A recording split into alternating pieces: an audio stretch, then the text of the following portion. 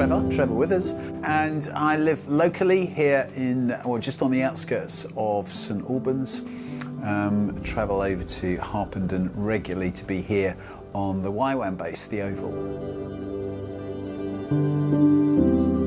I was very fortunate to have a wonderful boys' comprehensive school that had woodworking rooms and 3 metalwork rooms, a couple of art rooms and a dedicated pottery. And I loved going on the wheel, and I'd go up there and really enjoy throwing and making things. I loved the mess. I loved the fact that it was sort of machinery involved, but it was fairly basic. You just got the wheel going with your foot, you know, kicking it, and the wheel went round, throw the clay on, and you just have a fun time making things. Actually, Jill, a good friend, we became friends working in a little office up here on the Oval. And I gradually got to know her as she sat alongside me, and we worked on different creative projects together, producing materials. One day we were just chatting as you do over lunch or coffee or whatever, and she said, "Oh, I love ceramics," and she described it, you know, pottery. And I said, "Oh yeah, I used to love making things at school," and we decided that it would be fun to do some pottery together. Jill said, "Well, I think we need a space to set it up in."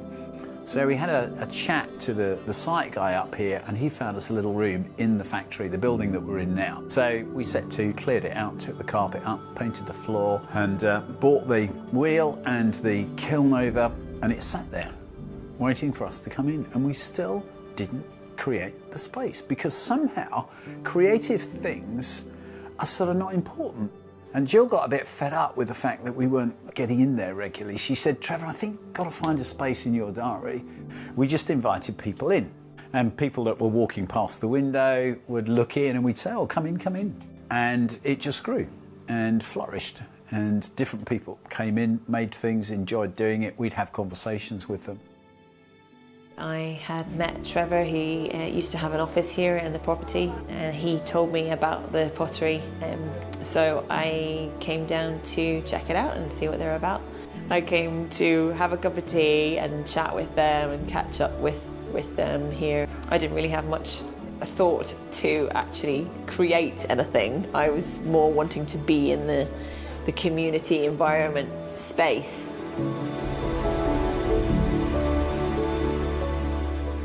My background is in performance arts, and so I majored in dance. The atmosphere that Jill and Trevor create is always one of warmth and acceptance. I think the way that they run the pottery, the way that they embrace people as they walk through the door in a very warm way is just lovely.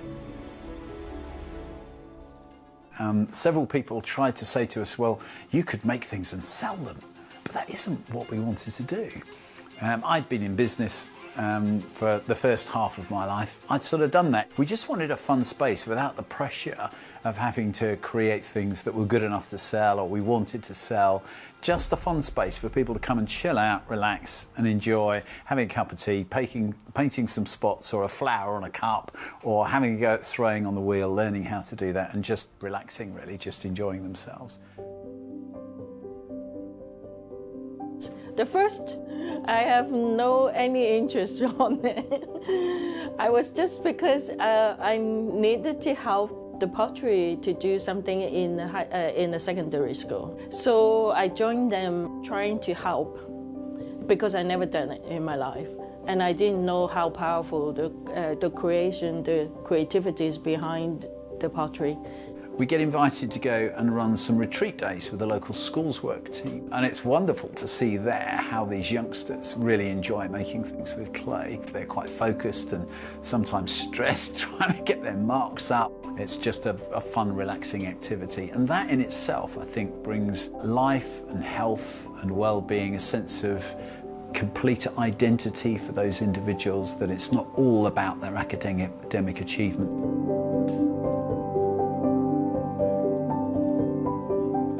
We always had a kettle from day one, bought some milk in, made coffees and teas, and just invited anybody that wanted to come in and watch what we were doing or have a go.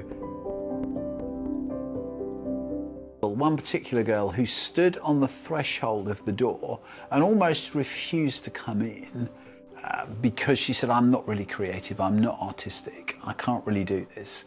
Then a few weeks later, she was coming in fairly regularly, painting. And we noticed that some paints had gone and brushes had gone. In fact, she so loves doing it, she's taken some home. I said she could take some home and paint them at home. And that was a very restoring thing for her, because she'd been told that she wasn't creative. She believed that she couldn't design things and paint things. It was just great to see.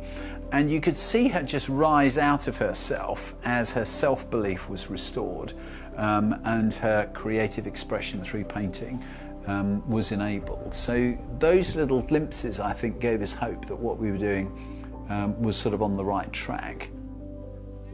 We're here to have fun, we're here to enjoy, we're here to laugh. That's what we're about. It doesn't really matter what the end product is. It doesn't really matter how good it looks even.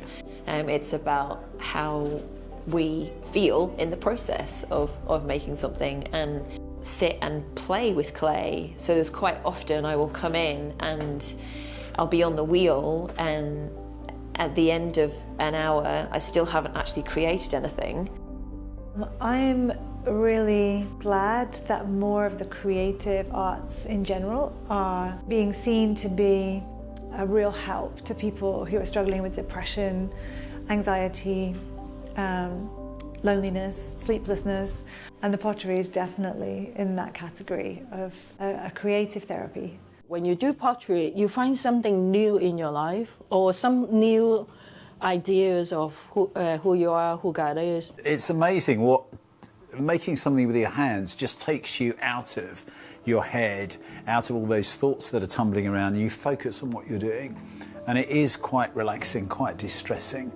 Whatever you make, if you want to, we'll put it in the kiln and fire it, you can decorate it, and it's just for you to have some fun and have something to take home that you've made, that you're sort of proud of. And I feel like God doesn't rush with us. His perspective on being productive is very different to what we understand, and therefore taking the time to even just watch the clay become what it wants to become.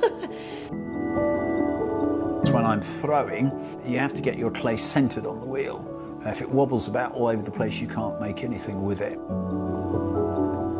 You know, God says, I am the potter, you are the clay. And often when we're moulding and shaping things, I might say to people, well, actually it's really, really interesting, is that sometimes we're quite resistant to what we feel would be best for us or we should be doing. We sort of hold back or push back, and sometimes the clay feels a bit like that. My prayer is that I would stay like wet clay. I felt about God's character as my shaper and reshaper. So what hinders us from growing is probably the number of people that we have available to host the space, and we're gradually developing that team based on the fact that many people who enjoy coming then want to spend more time here. We're just doing what we know how to do, and I think the way that we'd hopefully grow might be to multiply the idea. I definitely think if there are people who are looking for an environment where they want to be somewhere that they can relax and enjoy being creative, if there's stress in your life, then this is a great place to come and be for an hour. Actually, I'm kept stable by the fact that I have this space and can create something which is very therapeutic for me, very helpful for me. So when things get a bit challenging, then this little oasis is really, really helpful. I really enjoy the company of the people that come here and the little team that supports this. So it's a safe place for me to come and have conversations with them and with others who gather here, and I feel very comfortable doing that. Because of my belief that each of us is created to be creative, I think that many of us miss quite a large proportion of our lives in which we could be much more fulfilled than we are, because we don't find what we want to be creative with. So my encouragement would be, think about what it is that you enjoy doing, what you enjoy doing it with as far as creativity is concerned, and who you might do it with. Your tribe, if you like, the people that are going to help you flourish in what it is that you enjoy doing.